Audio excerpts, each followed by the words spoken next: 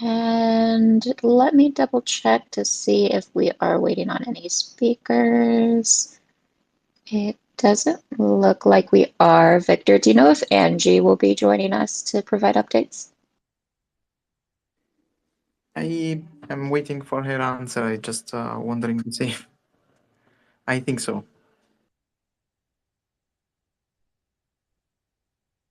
Oh, and that answered my question because she's here and requesting to be a speaker. Angie, if you can check your mic for me. Hello, hello. Sounds great as always. Thanks, Angie.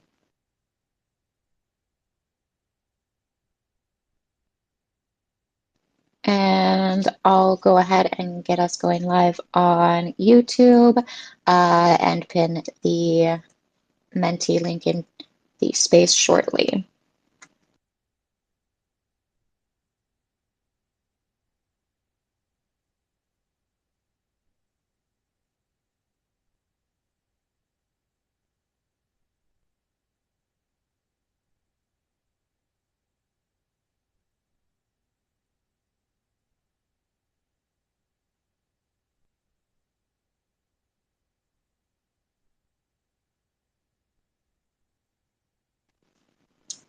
Okay, well, hello everyone, and welcome to Horizen Weekly Insider number 164.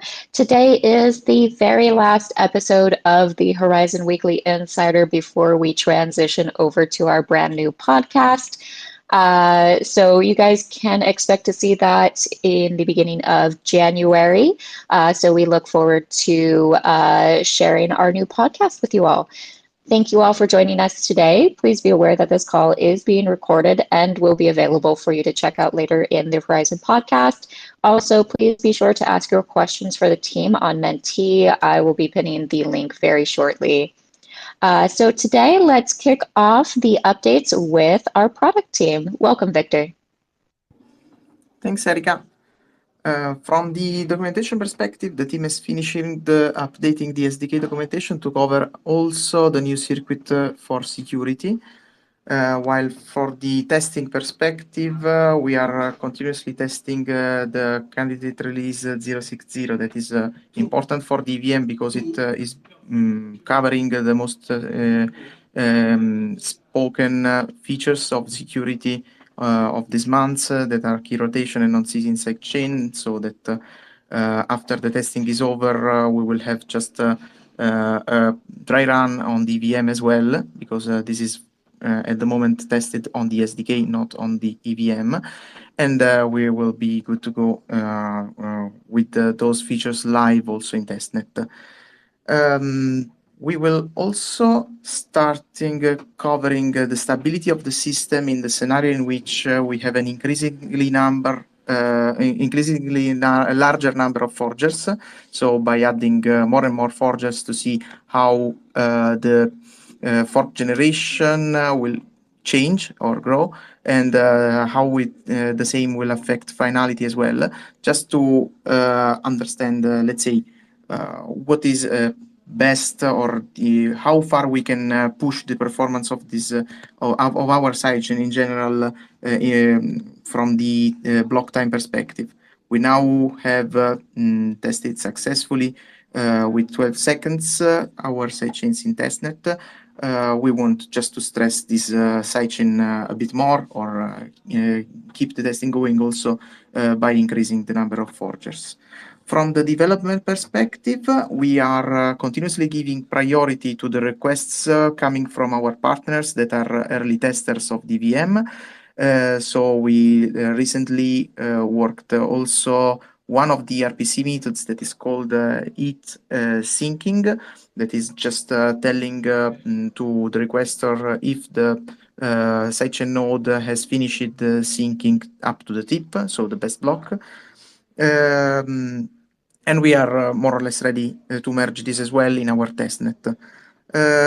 Speaking of merges, we are merging the latest changes of the SDK given the progress of the EVM with the older SDK UTXO that we know. so that we will have at the end just one version called the SDK account, and unofficially or at least internally at the moment. And this is proceeding fast. The team has also introduced the basic authentication for our API methods and RPC in general for the node. From the interoperability perspective, we have some great news for the sidechain to sidechain that, let's say, went through a period in which it was deeply analyzed by three teams, the crypto team, the sidechains team, and the main chain team. And let's say that the bottom line is that for the selected strategy that we've decided to go through, the main chain won't require further changes, and the existing circuit of key rotation will not require any further modification. That's all, and also this solution doesn't introduce additional risk on the EVM timeline. That's all I have. So back to Angie. And sorry, bye. Thanks, Victor. Hi, everyone. Happy Monday. So Angie here, and I'm going to be providing some of updates from the tools team side. First of all, I want to say that, oh my God, this is the last Weekly Insider. If you remember me, I've been around for quite a while, and I used to host this right after Rob used to host at the Weekly Insider first. So now to see this coming to an end, which of course means that something new and exciting, I know the podcast is coming, but super glad and excited to see what's next. And just wanted to share that it's been an honor to be either listening to the updates, seeing the progress, updating other folks, knowing what's going on with the project. It's been really, really amazing over the years. All right, so some quick updates from our side. Regarding the sidechain faucet, we added a new status endpoint, which basically returns the faucet version and the amount of testnet Zen distributed per each one of the claims that are being done in the faucet. We're also updating the signs on the faucet itself, faucet.horizen.io, which are in progress and are going to be reviewed later this week. Regarding EVM support from the tool side, we actually had quite a great progress on the documentation side in the sense that some of our team members or external that are external to the actual development of the EVM development have already started following the guides and the documents available, which gave us a lot of great feedback for us to start implementing changes and making sure that our documentation is very smooth and straightforward to follow for our different audiences. So we're going to be working on that feedback, those changes, and really making a very, very straightforward process for folks to follow on once we launch the EVM to testnet and beyond. So yes, thanks everybody for that. Great feedback and suggestions, as well as going to be adding some more contents to that. So it's an evolving documentation that's going to be published first internally and then pretty soon available for external audiences. We also continue the development of Cobalt, our web wallet, with the EVM, and this concerns to the token transfers, transactions that are being reviewed, and importing ERC20 tokens is in progress. So all of this development is being in progress and under review. So really, really excited for that, so that we can have Cobalt compatible with our EVM, as we've said in the past few weeks. We continue as well, last but not least, the exploration of Block Scout with smart contract data indexing. This is to enhance our Block Explorer capabilities for EVM transactions. And last but not least, Cobalt version 2.4.0 was released last week. So it updates automatically in your browsers, but if not, go to extension settings and you should see there the latest version available. Thanks, and back to Erika. Bye. Thank you, Angie. So I'll just be giving a short marketing update for everybody. So we will be sharing a Christmas decoration contest co-hosted with Punk's token. So you should be seeing that shortly. And then we do just want to remind everybody that the holidays are coming up, so that you may experience a little bit of lag if you open a ticket with us on Discord, because the team will be off for the holidays, such as Christmas, New Year's, as well as the first week of December for what we call Zen Week, to allow the team to really kind of recuperate and prepare for this new year. We also want to remind you that this is, of course, the final episode of the Weekly Insider. However, you'll still be able to get lots of great updates through the New Horizen podcast as well as social media. So you won't feel much of a loss by way of transparency with our project. You'll just have to look for those updates usually on Twitter or through our monthly podcast. Anyways, let's go ahead and welcome Rob for leadership updates as well as the Q&A session. Welcome, Rob. All right. Thank you, Erica. And thanks, everyone, for joining for this very last episode. I can hear the nostalgia kicking in, especially with Angie chiming in with her comments. Guys, this project has come a really long way since we launched as Zencash in May of 2017. But we've always been about transparency. And that's what this entire process has been about. These, 168, I think we said, weekly insiders. Every single week, we want you guys to hear from the team. We wanted you guys to be there with us. And the original motivation was basically we wanted these to be open team calls for you guys. Now, admittedly, these aren't exactly like team stand-ups. It's more like us presenting to you guys. But the point was to make sure that you know exactly what's going on. You hear from all the different teams that are working on the project across the world. And that's exactly what we've done. So starting with Rolf and I doing these things ourselves, with scrambling every single week or month to put together, presentation slides for you guys, and Rolf doing these video whiteboard sessions that had their own huge super fans and were actually super insightful on what we're doing behind the scenes, explaining the big why of why we've made some decisions just as a community and project over the years.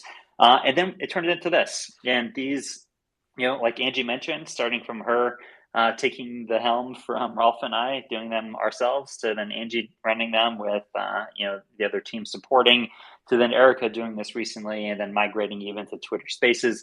It's been a wild ride, guys. But I have to say, it's provided a fantastic, especially the last 3 years since we've been doing these weekly insiders, it has provided a fantastic just record of this project that anyone in the world forever will be able to go and reference. Go to our YouTube channel and you can see all of them listed right there.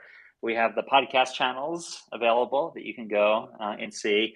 And then Eric, Lucy, and the team have been putting together weekly transcripts as well. So not only do you have the audio content, but you also have transcript content that's been put out there with our blog.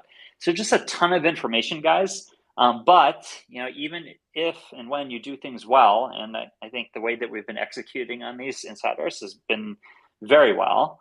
Things can still get stale. They could get mechanical. We just keep repeating the same things over and over. And sometimes it's good to just switch things up. And that's exactly what we're going to do. And we'll see how things go. But I'm really excited to, one, free up the team's time to be able to just focus on executing and delivering. But then also shift this into a different information diet for you guys. So we're still going to be providing a ton of content and a ton of insight into what's going on in this project, but we're going to be doing it in a different format. And the format with the podcast, I think, is just going to be super cool. So no, I mean, or I should say, yes, we've been doing a podcast already in the sense that we've been packaging these weekly insiders as weekly podcasts for you guys. But this is going to be a legit podcast series. And it's going to, or a show, I should say. And it's going to have a lot of exciting content and different people from even outside of the project that are just prominent within Web3, crypto. And then, of course, our team members. You're going to hear from team members, community members, different companies that are participating in this ecosystem. It's going to be really cool. And the topics will vary. They'll always be relevant. And we'll still have regular content on updates, roadmap, deliveries, and all that stuff that are really important for you guys to keep tabs on what's going on and hold us, the community, accountable. And we're going to move on. So I'm excited. Everyone's done a fantastic job. We're closing this out, I think, on a high success note of delivering 3 years of fantastic content for you guys.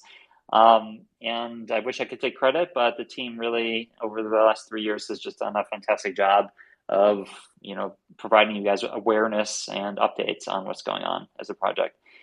So that said, as we switch things up, I have to say I'm really pumped for 2023. And yes, as our last weekly insider and therefore also the last one of the year of 2022, we're ending the year with a lot of successes, and we have, I think, an incredible amount of successes lined up for 2023. So beyond the weekly insider going to a podcast, which is super cool, we have a lot of other things going on. Obviously, the EVM has been, front and center of our attention for the second half of this year, and going into 2023. This is the big deal, the big shebang that we're going to be delivering, and finally having a smart contracting platform, Ethereum compatible in Horizen, is for us a massive accomplishment. The fact that it's already operating on a private testnet is just huge, and I love getting just weekly updates from our own smart contracts team. They're now deploying stuff or dApps and protocols on our own EVM. Now, you guys don't have a lot of insight into that yet, since it's still on a private testnet. As we mature this and get it ready for public testnet release, which we're going to be doing early next year. But it's just really cool to finally be able to see smart contracts being deployed in a Horizen environment. Also, DAO is coming. We've alluded to this recently, and it's been our stated goal since this community project kicked off in 2017. We're ready. I think we're all ready. We're ready as a community, we're ready as a project, and we're ready with our technology, especially when this EVM goes live. So that's something that I've been saying for some time now, ever since we set our sights on this EVM project. I wanted to link this to a DAO delivery. Not only are we delivering a smart contract platform, but now that gives us access to just the big agglomeration of stuff that has been going on in the Ethereum and EVM related world over the last several years, including DAO technology. So we're going to take advantage of this. And what I want to do is I want to release a community DAO, whether it's on day one with the EVM or shortly thereafter.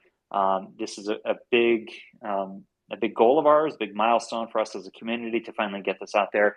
And then there's a whole bunch of chatter, mainly internal for now, but we're going to get more external for you guys on planning that different people, around the world community, different teams are opining on a concept for Horizen 2.0.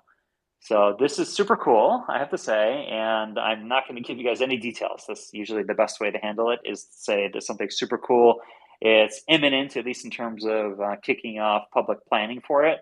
But some ideas that have been floating around for how we evolve this ecosystem and the technology and everything behind it is just awesome. And I'm really pumped to get this community conversation going sooner than later. And definitely early into 2023, we're going to make this Horizen 2.0 messaging more tangible so that we can actually come up with a design that we can build. Anyway, so divesting things that have run their course is always time to celebrate, in my opinion. There's a lot of work that's been going into delivering this weekly content to you guys. And I think it's just been a big success. And I'm really happy to close this out and just give, again, a huge congratulations to the team that's been doing this for years now. And to the community that's actually been paying attention to what's going on and following this project on a weekly basis, monthly, whenever you decide to check in. At least that content is available and you guys can always reference it. And it is our history now as a project. Anyway, I'll stop here and we can open it up to some final Q&A. Okay, great. So our top question is actually a question for me, so I'm super excited. So the first question is, what will be the topic of the first podcast? So I can't give you all of the details yet. However, the main focus is going to be the greater Horizen 2.0 ecosystem vision.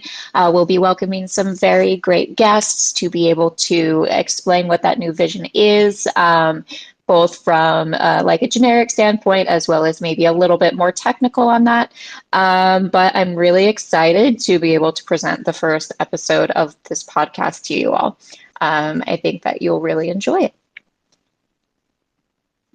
Now, for the second question, Rob, I'm not sure if you will necessarily be able to answer this, but the question is, what are your thoughts or opinions about Gary Gensler calling out Zen as a security?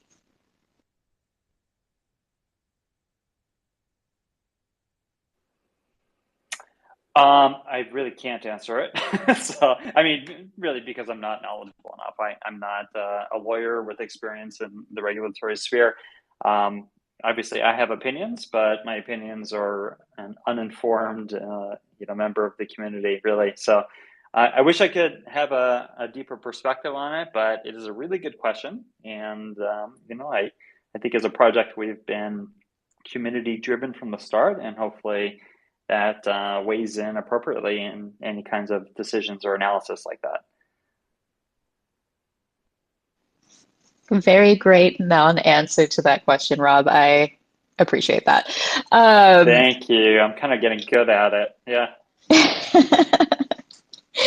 Okay, so the third question actually I think would be a great one for Angie. I'm glad that we have a lot of different questions for our different speakers today on the last episode. Angie, will there be any new documentation or walkthroughs released for the new EVM? That's correct. There will be a dedicated website which we're building right now. As I was mentioning, we have been reviewing that internally, and we just had this very first MVP version of it, which is very basic information of the steps to follow to run our EVM.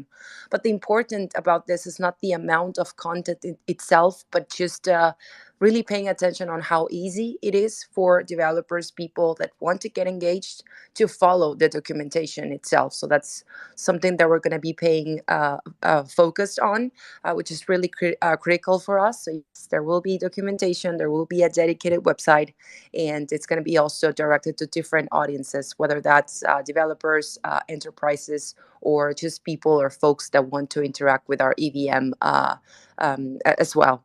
About walkthroughs, I would say so. Maybe we can, of course, work together with marketing team about some videos or contents or things that are not so technical, but are also something to explain in a very straightforward way as well. So for sure, we can do that. Thank you, Angie. And just to add to that, marketing is hoping to put together some walkthroughs together with the product team to make sure that we have a wide array of content that speaks to different audiences and enables as many people to build on this as possible.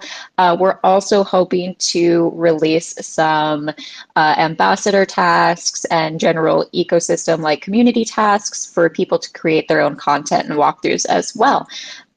So you should look forward to seeing all sorts of different content around the EVM. And now for the third question, are there any updates on the differences between your EVM and others? I know that last time Victor provided more of a technical differences. Rob, perhaps you could provide a little more insight onto maybe some less technical differences between Horizen's EVM and others? Sure. Yeah, it's funny because I was just going to call Victor on here to explain. But let me just say, so one thing that jumps to mind, well, I guess two things. One is the fact that it's an EVM means that it is supposed to be entirely Ethereum compatible, and that's what we're aiming for. So we're aiming for all of the tools and user experience that you would expect in an Ethereum environment to be able to be had in our EVM, right? So that's binding constraint number one that we worked with on actually building this thing. And then number two is the reality that it's a sidechain. So it's not Ethereum itself. It's not a standalone blockchain that can just purely mimic Ethereum. It's a sidechain, which means it needs to be integrated into our system with Zendoo and then be operating, in conjunction with the main blockchain with Zendoo, right? So that's a difference, and it's a difference that has a material impact on the fact that it's not completely decentralized like Ethereum is. And this is just a reality that we need to be very clear about, is that we're launching this with the original like PGD, pretty good decentralization concept that we had of having a set number of independent nodes or certifier nodes that are operating in this thing, because it's not a completely decentralized blockchain like Ethereum. So that would be it from My perspective on like high level strategy from the user experiences should be identical or near identical. I'm not aware of any specific differences. But don't quote me on that. But from just the macro perspective, we should be understanding that this is a sidechain in our network, and it's not a standalone, blockchain in itself, and that it is completely decentralized. But going towards increasing decentralization on these things is always our goal. Okay, great. And we have a couple minutes for one more question. And honestly, I would love to get your answer, Rob. So the question is, what would Rob want to see as an episode of the new podcast? Oh man, okay. Let's see. I would love to see. So one, I would love to see Serena actually come on and talk about our revamped ZK strategy. So it's still a work in progress. So I'm kind of saying that for a future episode. But Serena actually was tagged to the ZK team as a product manager. And it's just really cool for the first time in the years that we've been operating to have a product manager working with our ZK cryptographers and engineers to come up with just a really cool multifaceted strategy that goes beyond, just what we've been doing in ZK with like a shielded pool on the main chain or, Zendu. So I'm personally curious to hear that episode myself, and that's why I say it.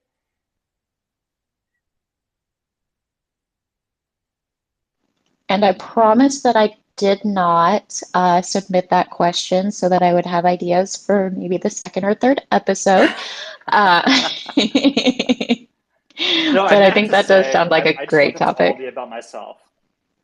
Oh, okay. No, well, in Eric, that I think case, it should all be about myself, right? We can talk about various stages of my life, different interests I have, and so forth. that sounds Joking, like pretty much please. all of your interviews ever. So I'm going to say probably not going to do that. Oh. I'm not sure how much more of the community wants to hear about that. I'm so sorry, Rob. Oh, yeah, but okay.